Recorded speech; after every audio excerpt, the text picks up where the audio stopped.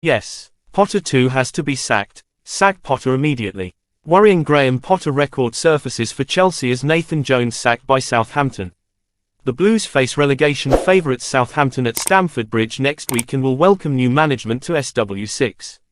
All four of the Premier League's bottom sides have now sacked their manager at least once this season.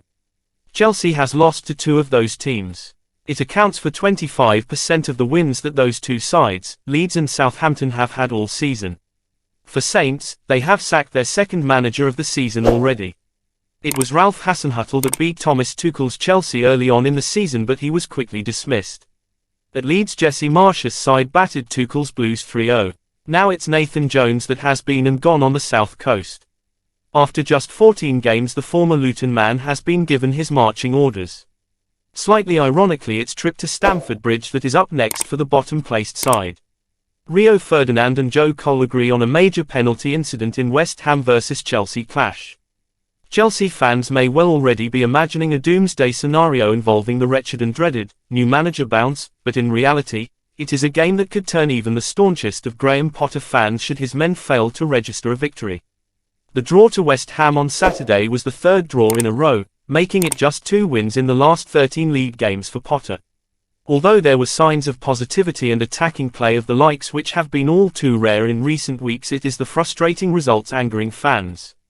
With Potter having now been in charge for 6 months, seemingly long enough to draw reasonable conclusions by modern-day standards, he can't boast a better record of wins than Jones.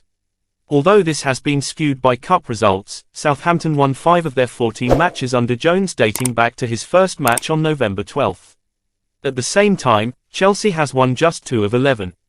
It's a period that has seen frustration grow to new levels at Stamford Bridge. On the face of it, Potter has inherited a team with over £550 million worth of new players, over £250 million of his signings from January, and yet tangible progress is lacking. The reality is that Chelsea is not only waiting for their new bodies to bed in and gel, but injured stars are slowly returning too. Whilst just 2 goals in 4 games is a major disappointment, there have been 3 clean sheets in that time.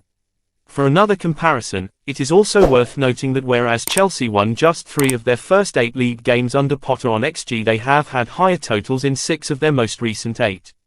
This shows signs of progress that transcends the result at the end of 90 minutes, but the worrying fact overall is that since November 12 it is Southampton that has had more wins than the Blues.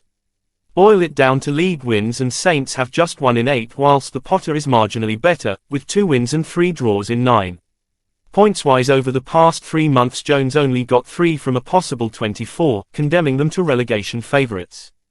Chelsea's form has been ropey, but 10 points from 27 present a different picture to the win counter alone. What do you think about sacking Potter immediately? Leave your comments. And please subscribe. Chelsea is the best. Sack Potter immediately.